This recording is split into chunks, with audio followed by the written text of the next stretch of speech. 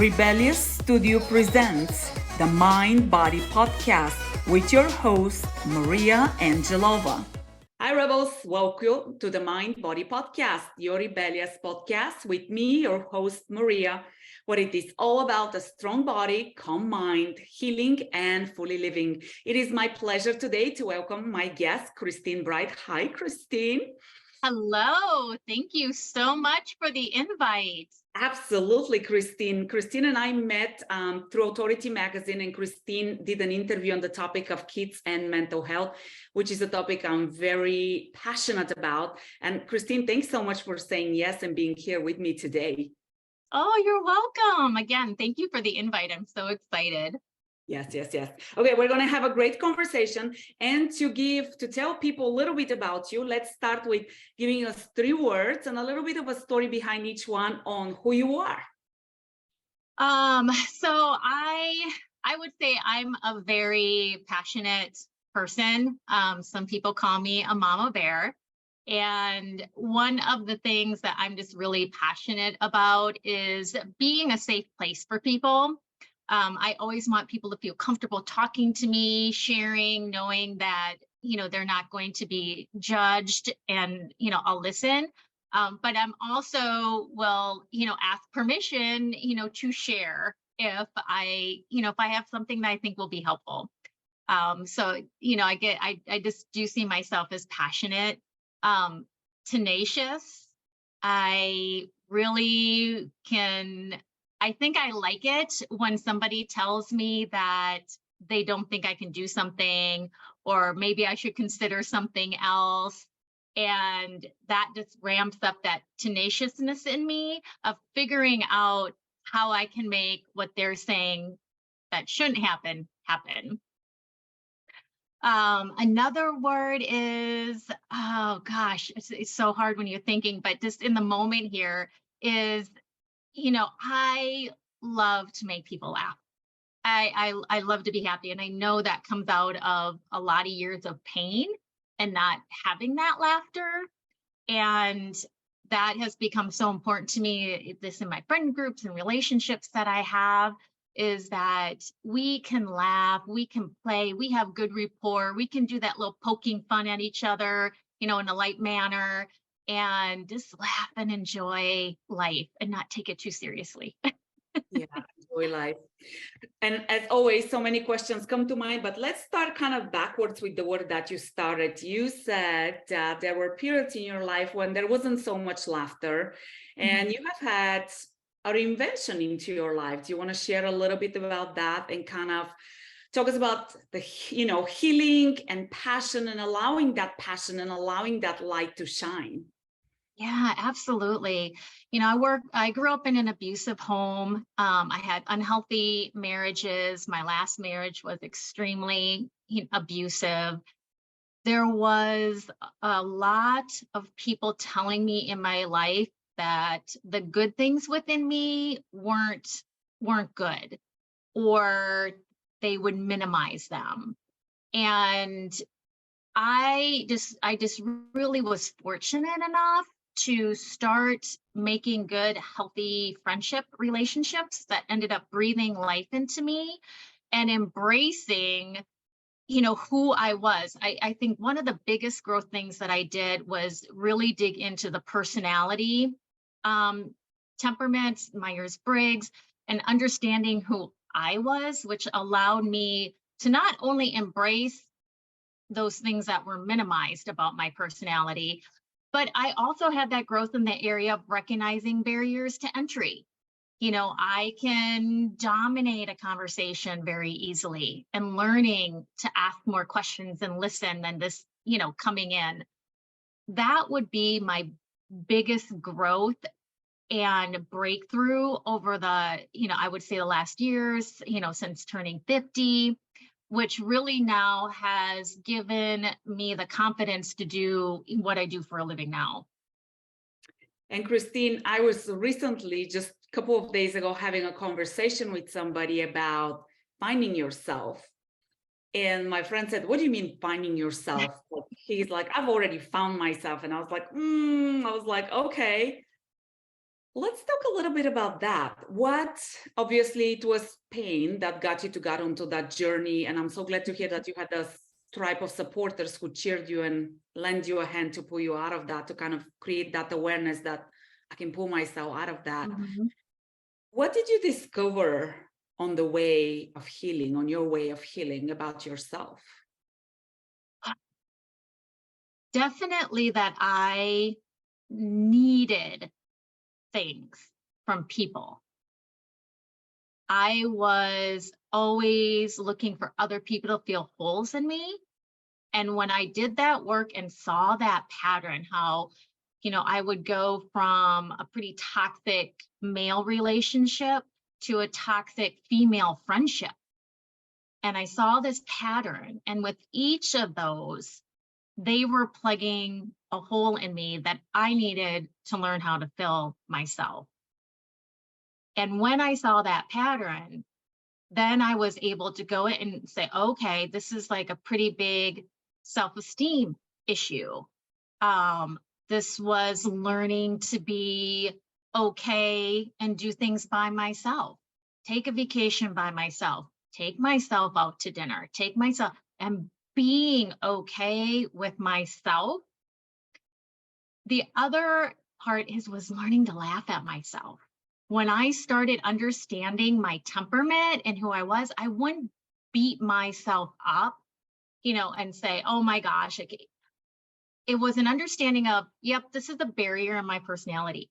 Can I learn to manage it? Can I learn to get better in those areas? Yes. Will I ever be a 10 in those areas? No.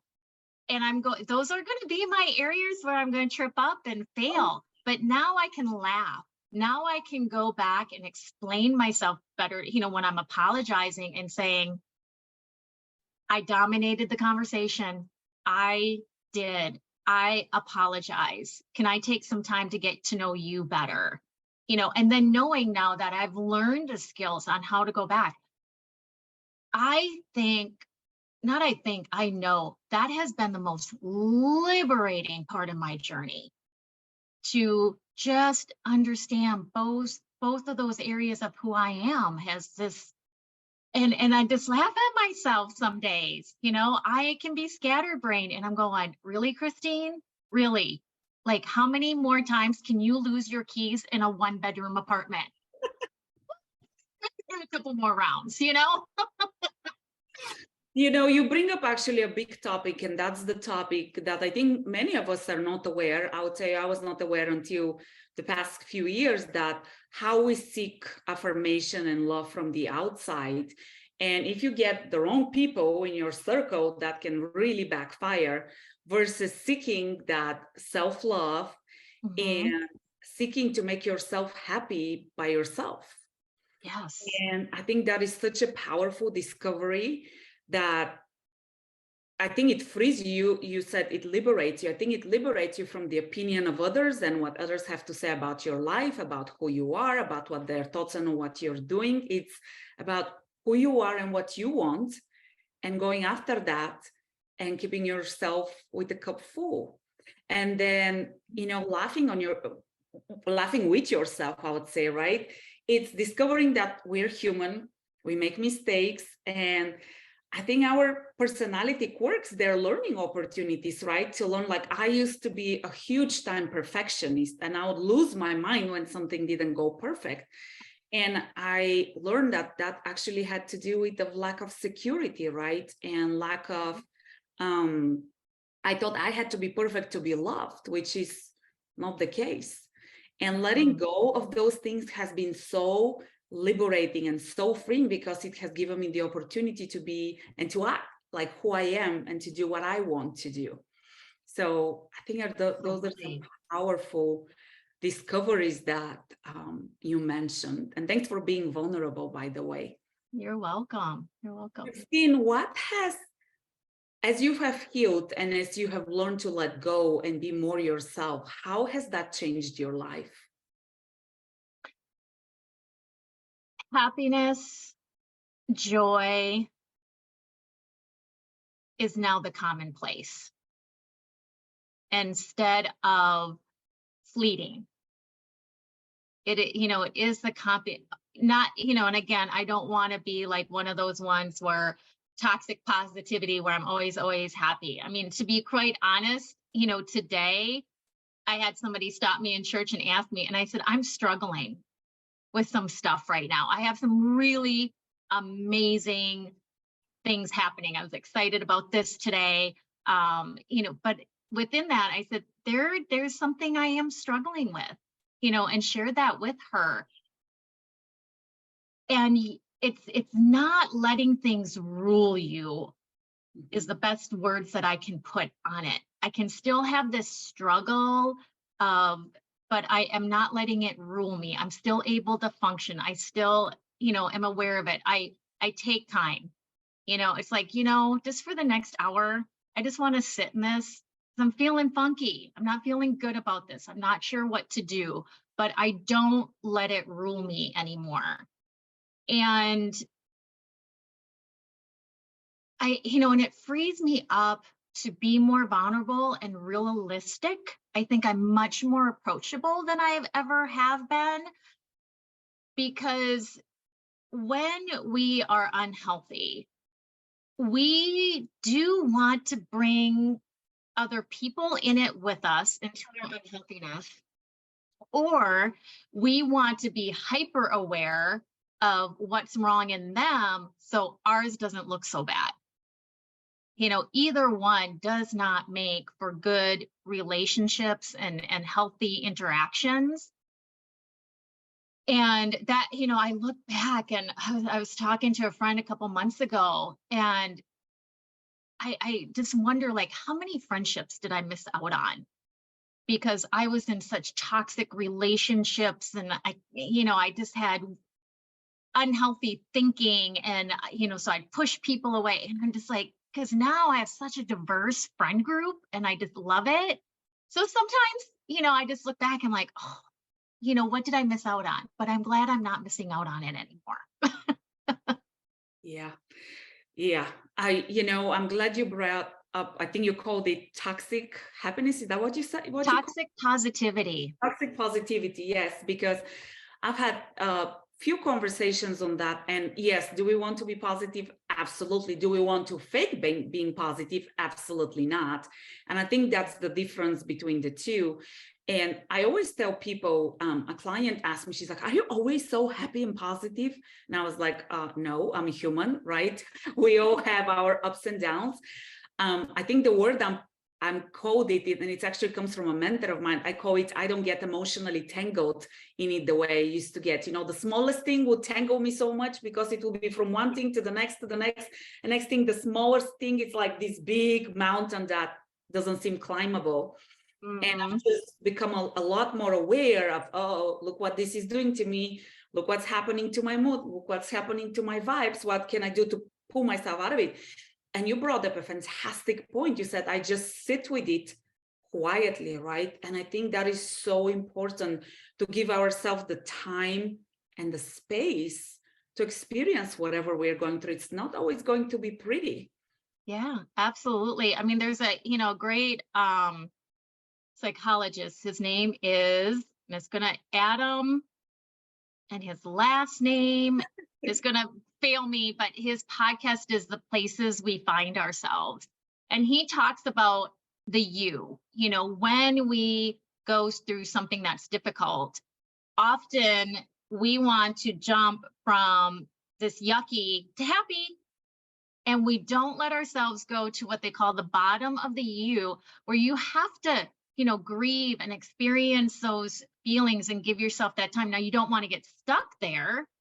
And you want to go up, but we miss really healthy emotional healing when we try to make that jump and not sit in. And actually, I have several friends where we use that term, like they're talking and stuff, and I'll just finally ask, so what do you need from me right now? Do you need for me to sit with you in the bottom of the U, or are you done there and you're looking for me to help you get up, the other side?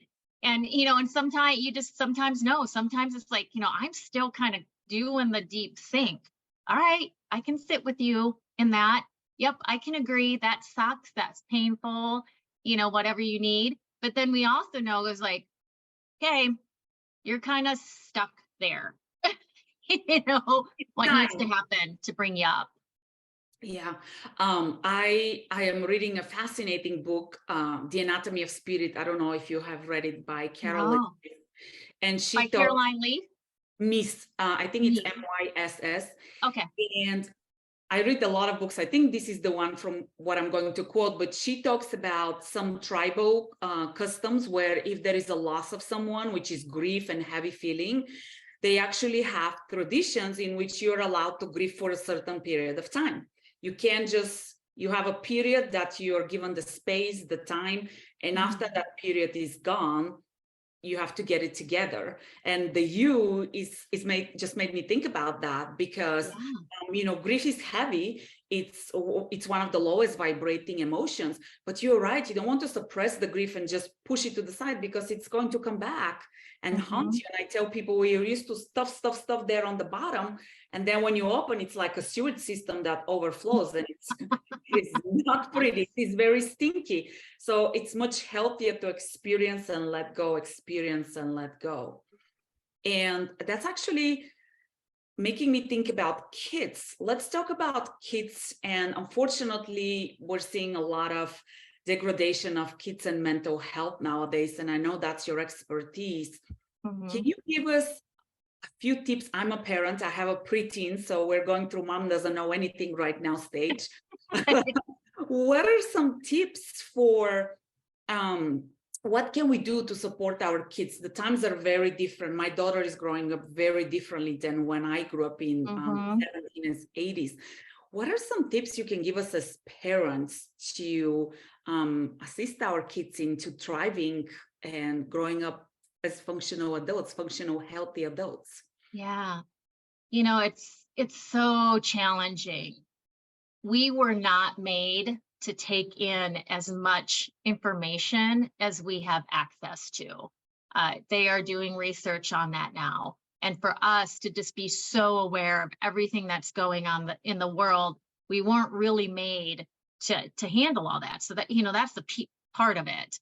Um, what This is the number one thing that I tell parents. If you want to be able to combat what they're seeing on social media, if you want to help them get out of funks, you want to just help their overall mental wellness, the research on acts of generosity and gratitude just continue to pour out of how important this is. And I do a series on my show right around the holidays. I always feature 3 nonprofits, for parents to get involved with, because uh, acts of generosity and practicing gratitude produces the same dopamines and hormones, gets all those going as if you exercise. So I always joke. I said, do an act of generosity while you're on the treadmill and you're going to get like a double dose. Like just start donating, while you're on the treadmill. But it really does work. And I'm talking more about, during COVID, it was a little challenging. We got pretty creative on how you could do that. But kids need to do something tangible, and they also need to see what their work is doing. Food banks, I always recommend like get the food and go to the food bank and deliver it, and then sit out in the driveway. I mean, just park the car and let your kids watch and ask questions. And I did this with some kiddos I was working with, and they're going, oh, they're going in, so, explaining it's like they don't have money for groceries. So that's why they're going in there. And then they saw this mom go in with a little baby, and they're like, she has a baby. And I'm like, yes. And she can't afford food for her baby. And I'm going, yes. And when we got back home, they started just struggling everything out of the pantry. We need to go back. We need to go back. But it just really helped them think outside of these little screen size worlds that we get into. So that's one of my biggest one. The second is unintentionally, as parents, we can squelch our children's emotions, because out of the goodness of our hearts, we don't like it when our kids are hurting. We don't like it and we want to fix it. And so we say things that are unintentionally can be harmful, like, don't feel that way. Just blow it off. Don't feel that way. Their opinion doesn't matter, and your child is going, right now it does. Right now I am feeling this way. And I tell parents, I said, we never squelch positive emotions. When they come to us excited, we're I said, we need to do the same thing when they bring us the negative emotions. Go, oh, that sucks. I don't like that this is happening to you right now. What do you need? Do you want to talk about it? I often say, I also, do you need some ice cream? But honestly, don't ever use food in those situations. But I mean, It's bad habits. yeah. So what do you need to me? Do you want to vent? Do you want to talk about it? Do you want some advice? I mean, I do this with my adult son. Oh my word, he's getting ready to turn 29, and that's just not computing in my brain. But, I'll ask him, I'm like, so what do you need from me right now? Do you want advice, or are you just venting? And sometimes I'm just venting. He goes, nope, I need some advice. Okay. And just, I just, honor whatever they're bringing to you, because it's a gift. They're trusting you with their emotions, whether they're happy, sad, whatever. Just accept them and ask them, don't squelch them, because and it sends them into an idea that, like, I'm wrong for feeling this way. And unintentionally, we can cause them some problems when they're trying to sort things out. Yeah. And as you're speaking, I'm like, okay, good. Because sometimes my daughter would share something and she would tell me what she did. And then I'll be like, well, that's not what you should have done. And I'm like, oops, stop. And I was like, okay, I'm like, sorry, like, tell me, why did you do this, so that I can hear? Because obviously she's thinking through it in a different way. And then what you said, sometimes I'll be like, do you want to talk? Would you like me to fill up the bathtub for you and let you soak? Like, what do you need? Yeah. But I think as a parent, you're right. We go into mama bear solution, like, what can I do for you? Let me fix this. Yeah. Part of growing up, right? Because they're developing skills which they will take for life. Yeah, absolutely. And when we give them the time to do that, for me, and just the more I do this and the more families I work with, I realize we really don't give our kids enough credit. And I've had these conversations with my son apologizing, is that, our kids are more self-aware than we give them credit for. I just think out of our caring and love for them, we just want to, rush in there and fix it. And it's so, and it's so, now that I've learned to sit back and do that, it is so cool. I mean, that's just the only word I can put on it. It's so cool when you see your kid process something out and come to their own solution. Plus, they're going to follow through on it better because it was their idea. Yeah. And it's like this collaborative, thing is really, really cool. But we have to simmer ourselves down to allow that to happen. Yes, absolutely. Christine, we cannot finish an interview without me asking you, what is your definition of rebellious? I have to. I think when I think about, like, the things that I'm, rebellious about is when, I feel the most rebellious when I'm just being true to who I am. Yes. And it's like, I have to get a pen name. I have a very snarky sense of humor. But because of what I do, I have to be careful who I share it with, but in those moments when I'm in those safe places and, and can let that, and my friends are like, oh my gosh, Christine, so, those are times when I'm like feeling rebellious, but even there's been times where I share stuff, I'm parenting and, people aren't buying in or whatever. I've been accused that it's mind control. And I think another definition I would say about rebellious is that I'm confident in what I am telling you, I know it works. I've seen it works. Family has worked. And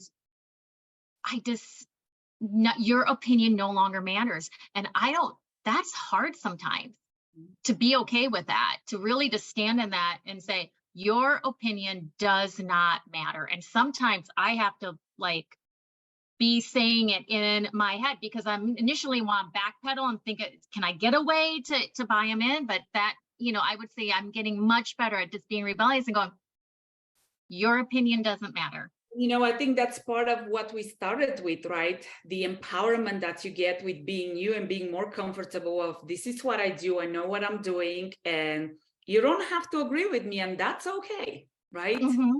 Yeah. This is what I'm telling you works based on my experience, and you have a choice as well, and it's okay, and not taking it personally from our side, right? And I think that's part of our journey. Christine, thanks Absolutely. so much. Tell people where can they follow your work? Where can they find you? Yeah, so they can find me on my website is parentinggamewins.com. Same address for Instagram, Parenting Game Wins. Same for Facebook page. And then they can follow me personally on LinkedIn and Facebook at Christine M. Bright. Awesome. Christine, I appreciate your time. I wish you continuous success. And everybody, thank you for watching. Yeah. Make it a rebellious day. Thank you. Can't get enough of those rebellious conversations? Do make sure you subscribe, like, and share with your friends.